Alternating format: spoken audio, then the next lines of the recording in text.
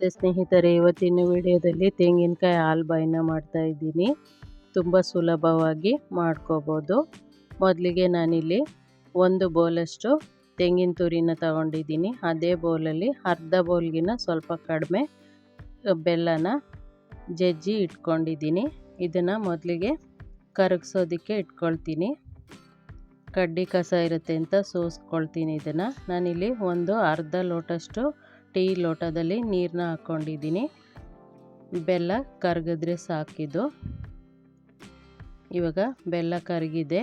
ನಾನು ಇನ್ನೊಂದು ಕಡೆ ಮಿಕ್ಸಿ ಜಾರ್ಗೆ ನಾನು ತಗೊಂಡಿರೋ 1 ಬೌಲು ತೆಂಗಿನ ತುರಿನ ಸೇರಿಸಿ ನೀರು ಹಾಕಿ ರುಬ್ಕೊಂಡು ಈ ರೀತಿ ಸೋಸ್ಕೊಳ್ತಿದ್ದೀನಿ. ಹಾಲನ್ನ ತೆಗಿತಿದ್ದೀನಿ, ತೆಂಗಿನ ಹಾಲನ್ನ. ಹಾಗೆ ಇದನ್ನು ಮತ್ತೆ ಇನ್ನೊಂದು ಸಾರಿ ಮಿಕ್ಸಿ ಜಾರ್ಗೆ ಹಾಕ್ಕೊಂಡು ಇನ್ನೊಂದು ಸ್ವಲ್ಪ ನೀರನ್ನ ಸೇರಿಸಿ ಮತ್ತೆ ರುಬ್ಬಿ ಈ ರೀತಿ ಮತ್ತೆ ಹಾಲನ್ನ ತೆಗಿತೀನಿ. ಇಷ್ಟಾದರೆ ಆಗುತ್ತೆ ಹಾಲನ್ನ ತಗೊಂಡಿರೋದು. ಆನಂತರ ನಾನು ಈ ರೀತಿ ಒಂದು ಕಡಾಯಿಗೆ ಹಾಲನ್ನ ಹಾಕ್ಕೊಳ್ತೀನಿ, ತೆಂಗಿನಕಾಯಿ ಹಾಲನ್ನ.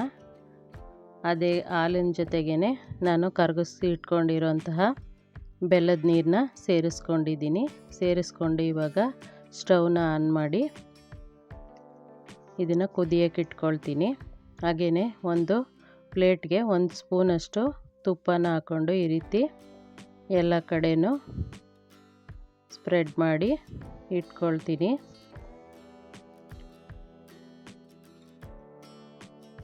ಈ ರೀತಿ ಮಾಡಿ ಎತ್ತಿಟ್ಕೊಳ್ತೀನಿ. ಆನಂತರ ಇದು ಚೆನ್ನಾಗಿ ಕುದಿಬೇಕು. ಇದರಲ್ಲಿರೋ ನೀರಿನ ಅಂಶ 1/4 ಭಾಗ ಕಡಿಮೆ ಆದಾಗ ನಾನು 2 ಸ್ಪೂನು ಕಾರ್ನ್ಫ್ಲೋರು, ಜೋಳದ ಹಿಟ್ಟನ್ನು ನಾನು ಒಂದು ಲೋಟ ಟೀ ಲೋಟದಲ್ಲಿ 1 ಲೋಟ ನೀರಿಗೆ 2 ಸ್ಪೂನು ಜೋಳದ ಹಿಟ್ಟನ್ನ ಈ ರೀತಿ ಮಿಕ್ಸ್ ಮಾಡಿ ಸೇರಿಸ್ಕೊಂಡು ಕಡಾಯಿಗೆ ಸೇರಿಸ್ಕೊಳ್ತೀನಿ. ಮಿಕ್ಸ್ ಮಾಡ್ತಾ ಇರಬೇಕು, ಕೈ ಬಿಡಬಾರ್ದು. ಜೋಳದ ಹಿಟ್ಟನ್ನು ನಾವು ಕಲಸಿ ಹಾಕುವಾಗ ಈ ರೀತಿ ಕಾರ್ನ್ಫ್ಲೋರ್ನ ಹಾಕಿದ ನಂತರ ಮಿಕ್ಸ್ ಆದ ನಂತರ ಸ್ವಲ್ಪ ಏಲಕ್ಕಿ ಪುಡಿನ ಸೇರಿಸ್ಕೊಂಡಿದ್ದೀನಿ. ಇದು ಗಟ್ಟಿಯಾಗೋವರೆಗೂ ಮಧ್ಯಮ ಊರಿನಲ್ಲಿ ಈ ರೀತಿ ಮಿಕ್ಸ್ ಮಾಡ್ಕೊಳ್ತಾ ಬೇಯಿಸ್ಕೊಳ್ತೀನಿ.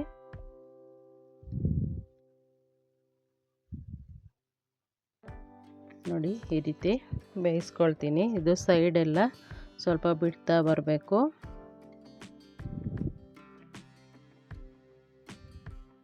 ತೆಂಗಿನಕಾಯಿ ಉಳಿದಿದ್ದಾಗ ಈ ರೀತಿ ರೆಸಿಪಿನ ಮಾಡ್ಕೊಳ್ಳೋದ್ರಿಂದ ತುಂಬ ರುಚಿಕರವಾಗಿರುತ್ತೆ. ಹಾಗೆಯೇ ಬೇಗನೂ ರೆಡಿಯಾಗುತ್ತೆ. ಹುಡುಗರು ಇಷ್ಟಪಟ್ಟು ತಿಂತಾರೆ. ಟ್ರೈ ಮಾಡಿ ನೋಡಿ ಈ ರೀತಿ ಹದ ಬಂದರೆ ಆಗಿದೆ ಅಂತ. ಸೈಡೆಲ್ಲನೂ ಬಿಡ್ತಾ ಇರುತ್ತೆ. ಆವಾಗ ನೋಡಿ, ಸೈಡೆಲ್ಲ ಈ ರೀತಿ ಗಟ್ಟಿಯಾಗಿರಬೇಕು. ಸೋಟಲ್ಲಿ ನಾವು ಎತ್ತಿದ್ರೆ ಗಟ್ಟಿ ಇರಬೇಕು. ಆವಾಗ ಆಗಿದೆ ಅಂತ.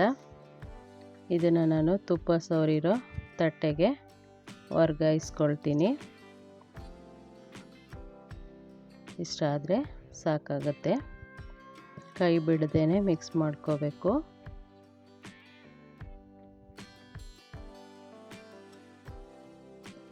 ಇಷ್ಟಾದ ನಂತರ ನಾನು ತಟ್ಟೆಗೆ ವರ್ಗಾಯಿಸ್ಕೊಂಡಿದ್ದೀನಿ.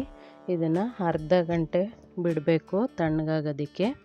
ಆನಂತರ ನಮ್ಗೆ ಯಾವ ಶೇಪ್ ಬೇಕೋ ಆ ಆಕಾರದಲ್ಲಿ ಕಟ್ ಮಾಡಿಕೊಂಡ್ರೆ ತೆಂಗಿನಕಾಯಿ ಹಾಲ್ಬಾಯಿ ರೆಡಿಯಾಗುತ್ತೆ. ತುಂಬ ರುಚಿಕರವಾಗಿರುತ್ತೆ. ಒಮ್ಮೆ ಟ್ರೈ ಮಾಡಿ ನೋಡಿ ಸ್ನೇಹಿತರೆ. ನೋಡಿ, ಇವಾಗ ಅರ್ಧ ಗಂಟೆ ಆಗಿದೆ. ನಾನು ಬಾಕ್ಸ್ ಆಕಾರದಲ್ಲಿ ಕಟ್ ಮಾಡ್ಕೊಳ್ತಿದ್ದೀನಿ.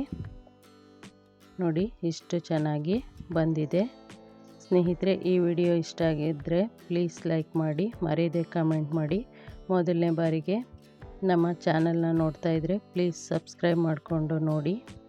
ಧನ್ಯವಾದಗಳು ಸ್ನೇಹಿತರೆ.